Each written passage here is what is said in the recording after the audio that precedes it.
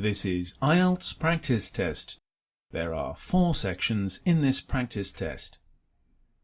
The real test would take around 30 minutes, and you would then have 10 minutes to transfer your answers at the end. Listening section 1. In a moment, you are going to hear a conversation between 2 friends, Mitchell and Caitlin, about accommodation options in Wellington, New Zealand. Before you listen, you have some time to look at questions 1 to 10.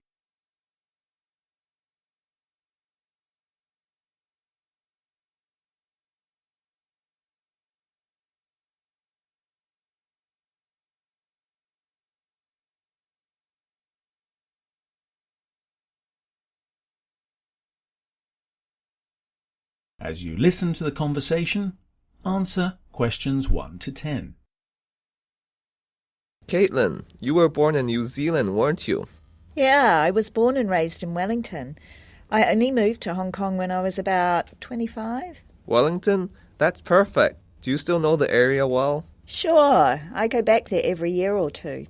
Why do you ask? My niece is planning to go to Wellington to study at university. That's great. Wellington has some of the best universities in the world, and it's a great place to live. That's what her parents thought too, and it's very good for the field she wants to get into. So what's the problem? We're not sure about the geography in Wellington. Where are some good places to live? I see. You've picked the right place. Wellington has a lot to offer students in terms of experience. There are so many different types of accommodation to choose from. Such as? Well, you could consider a homestay. That's quite popular with international students. What is that? It just means that your niece would live with the family in Wellington, in their home. She'd live with the family and get to know the culture a bit better. But it also gives her less independence. I see. That's an interesting idea, but I think she wants to experience living on her own when she's in New Zealand. I can understand that. Another option would be to board at the university. Board? Yeah, many universities have dormitories where students can live during their studies. They're often on the campus, so they make getting to class a lot easier, and students usually get their own room. The downside is that she would be living with a lot of other people, and she may not get along with them. I see. What other options are there? Well, there are hotels or hostels, but these can be quite expensive, especially if she's going to be living there for a number of years. I don't think her parents would be willing to pay that much, especially when there are other options which sound quite good. I know some people who do that for their children when they go overseas to study, but I agree, it's unnecessary. The other options are a much better experience for a young adult. Yeah. Well, the last option is to rent a place somewhere in Wellington. Many local students would do this, but since the city's so expensive to live in, they usually have to share a house or apartment with other students. I see. I don't think we know any other people in Wellington, so that may not be possible. Well, there are a few websites where you can find people looking to share accommodation in New Zealand, so it might be worthwhile just to check and see. You might be right. I'll definitely pass the information along. I'd be a bit careful, though. You should check to see what the transportation is like in the area and how far it is from the university. Wellington's a very big city, and the transportation isn't as good as it is in Hong Kong. That's a good point. I'll be sure to pass that along. Also, some parts of Wellington can be quite dangerous, especially if you're not used to the city. I didn't realize that. I thought New Zealand was very safe. Mostly it is, but there are some very rough areas. That's a good point. If we find somewhere that sounds suitable, maybe I can check with you first if the area is okay. Of course, just come by my office or send me an email. Thanks a lot. I have so much information to pass along to my niece. Not at all. If she has any questions, you can give her my email address. Tell her to contact me directly. I'm happy to help. That's very kind of you. Thank you. You're very welcome. See you later. Bye. That is the end of section 1. In the real listening test, You would now have half a minute to check your answers.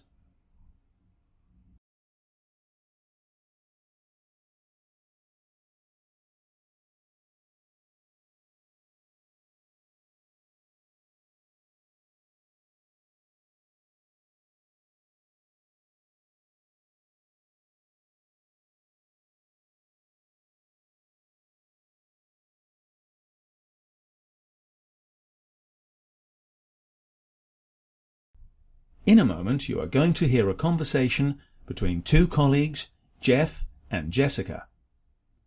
Jeff is talking about his interest in Tibetan monasteries. Before you listen, look at questions 11 to 20.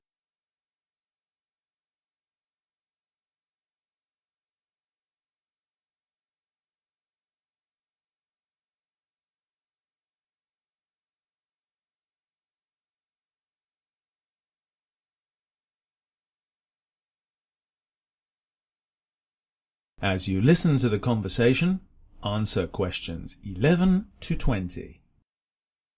Hello, Jeff. I hear you've got an unusual hobby. Someone told me that you were interested in Tibetan monasteries. Is that right? Yeah, most people are quite surprised when you say that's your hobby. It's not really a hobby, more of an interest, I suppose. And so, have you been there? Yes, that's how I got interested in the first place. Oh, so can you tell me about it? Yeah, sure. Actually, it was in 2001. I was traveling around China, and I ended up in a place in Tibet. I didn't really know much about the place, or Tibetan culture, or anything to do with Tibet. Oh, Tibet was open then?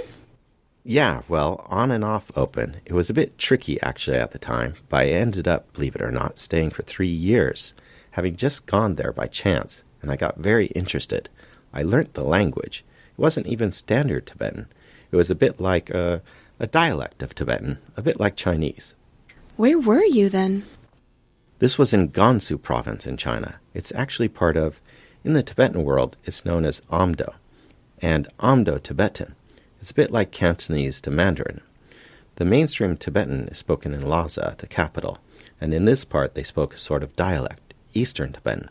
So yeah, I ended up staying 3 years, and although I was based in one place, I did a lot of traveling.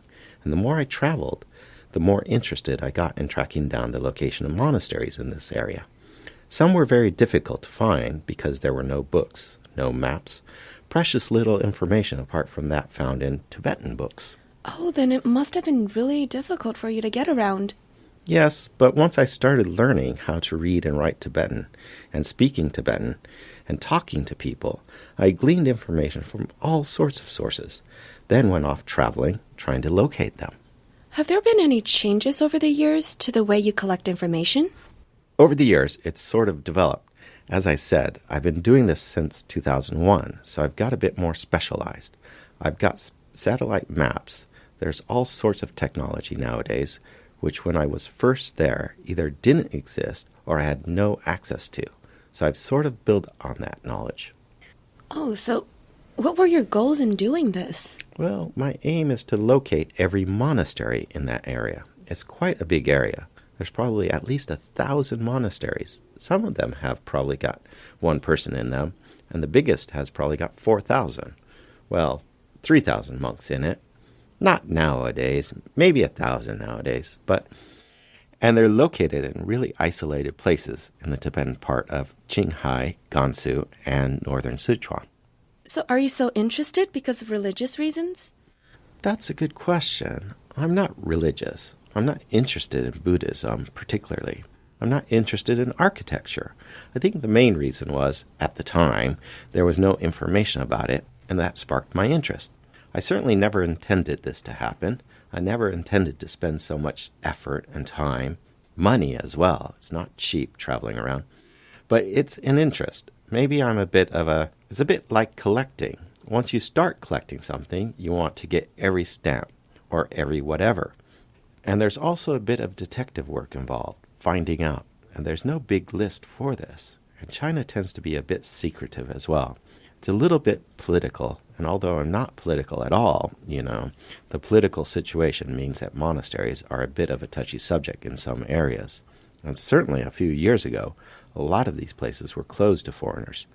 We weren't really supposed to go there. Oh, so when you showed up, what kind of reaction did you get?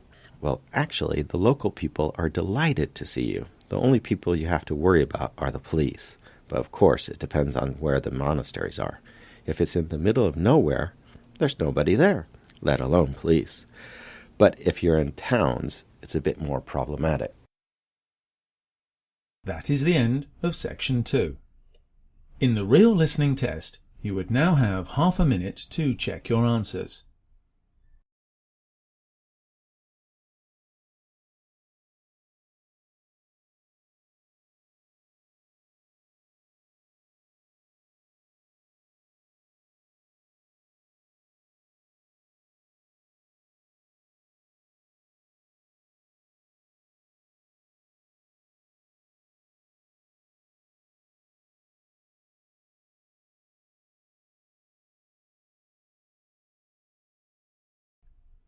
In a moment, you are going to hear a discussion between 4 colleagues, Miranda, Sunny, Adrian and Irene.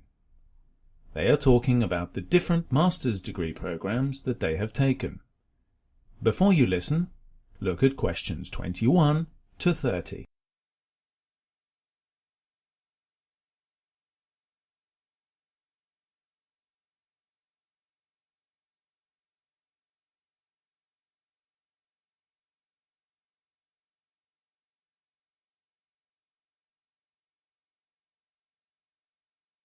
As you listen to the discussion, answer questions 21 to 30.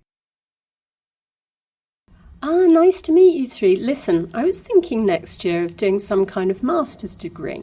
Probably in TEFL, because that's where my experience is. And you all have a master's, in fact, don't you? So I wonder if you could tell me about it so that I can try and make up my mind what to do. Sunny, what did you do? What postgraduate programme did you do? Well, I did my MA in English language teaching. I did it here, in fact, in Hong Kong, at the University of Hong Kong. That was quite a few years ago now. I started in year 2005. What sort of stuff did you cover in language teaching? Well, you see, I didn't have my BA in English language, so I took a number of courses in teaching grammar, teaching vocabulary, teaching discourse in the first year of my MA. And it was part-time, 2 years part-time. And do you think that's good? Does that work better than full-time? It worked for me because I was working. I couldn't afford to do a full-time course, so I opted for a part-time 2-year master's program. It was okay. Yeah, I think full-time is impossible. I had to do part-time as well. I don't know which would be better, but I had no choice because I was working. And what about you, Irene? What did you do? I did a master's in education, and I did it online, part-time. And was online all right? Yes, it was quite a good program because they had tutors in Hong Kong who would look at the assignment before it was submitted to the university. So that was helpful. Did you do it in Hong Kong too, Adrian? Yes, I did it at Hong Kong U. And what was yours in? It was applied linguistics. And what was that like? It was okay. It covered the same kinds of things: curriculum design, vocabulary, testing. Was there more theory? Applied linguistics sounds more theoretical. Yes, it does. There wasn't much that you could directly actually relate to teaching. We never learned how to teach any of the topics. The vocabulary was learning about vocabulary and about testing vocabulary, for example, but not teaching it. Yours was more teaching-based. Yeah, more teaching-oriented, more pedagogic. And what were the best things then about everyone's course? What stands out now after the event as being good about your course? It was actually nice having a part-time course and going every week. I enjoyed going to the sessions. We had sessions twice a week through about a year and a half, and I actually enjoyed going to the sessions and meeting the people. Makes a difference, doesn't it? Yes, I thought that was very nice, so I don't think I would like an online one much, because you're much more on your own. Well, with me, the thing that stands out is the relief I felt when it was over. Yeah, just getting it. No, just finishing it. I didn't care whether I got it by that time. Did you have a sense of working on your own without other people around you? Oh, yeah. I mean, I didn't, but there was no one around to help. Was that difficult then? I don't know. I've got nothing to compare it to. I think the people doing it part-time have to go to lessons in the evening, after a hard day's work. I think that's quite difficult. I couldn't have done that. But I really enjoyed going to the lessons. That was the best thing about it. Yes, but I had young kids then. I couldn't have. Well, I'm glad I had classmates at the time. I remember we had a lecturer who was rather unclear in what she wanted to tell us about. That is the end of section 3. In the real listening test, you would now have half a minute to check your answers.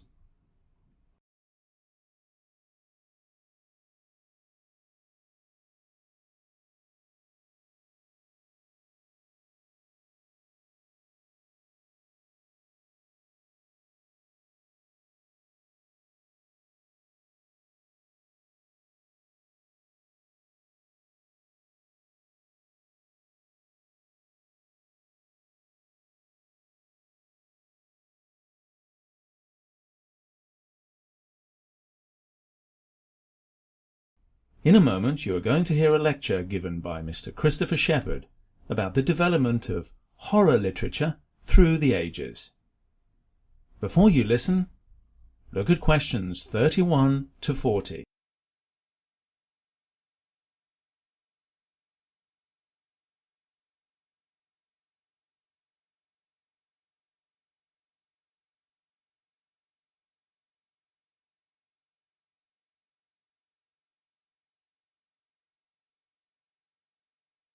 As you listen to the lecture, answer questions 31 to 40. Good morning, everyone. The lecture today is about the development of horror works through the ages.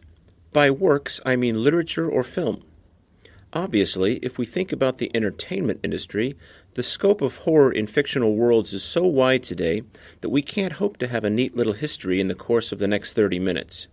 You'll find that we can't go in a geometrical straight line, rather we will meander around the ages. Anyway, I hope to be able to give you a taste of the diversity of the works that we can find through the ages. First, let me turn to defining horror generally, and then more specifically. The shorter Oxford Dictionary defines horror generally as a painful feeling of intense loathing, meaning hatred or repulsion and fear. Applied to literature and film studies, it's important to note that pleasure is involved. The same dictionary considers that a horror film or novel would be designed to excite pleasurable feelings of horror by the depiction of the supernatural or violence, for example. Now we might ask why. Why do readers or viewers get pleasure by watching or reading horror works? Say, why do they obtain pleasure by watching a crazy man with a chainsaw attacking young hitchhikers on holiday? But these questions are addressed in the lecture next Monday. Instead of answering them here, let's go back to the idea of horror works through history. We could start with a brief look at ancient Greece. The Greek poet Homer has a story of how Ulysses, the hero, at sea is faced with sailing past a whirlpool on one side of his ship or a many-headed monster on the shore. A difficult choice. Ask yourselves, what would you do in this situation? The hero chooses to go nearer to the monster than the whirlpool, thus saving the ship but sacrificing some of his crew who are eaten up by the monster. Such situations suggest a pleasurable feeling from violent horror. Some people might find this tame or weak horror by today's standards, but it still shows that the attraction from a fearsome and disgusting story has been long with us.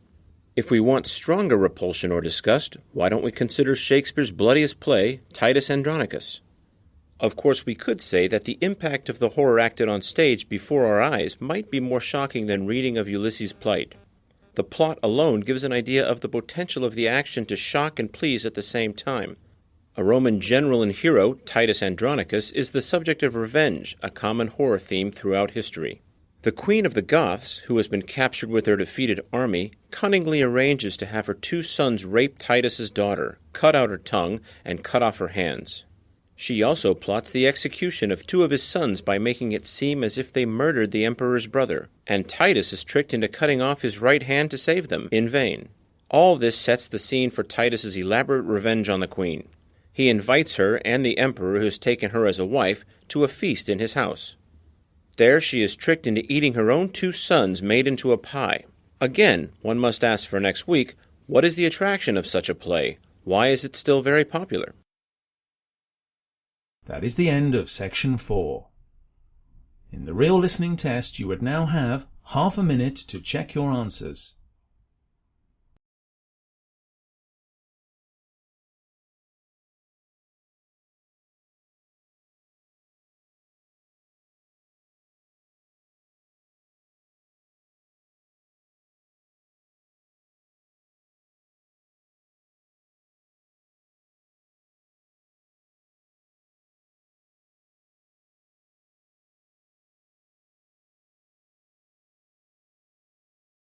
At the end of the real test, you would have 10 minutes to transfer your answers to the listening answer sheet.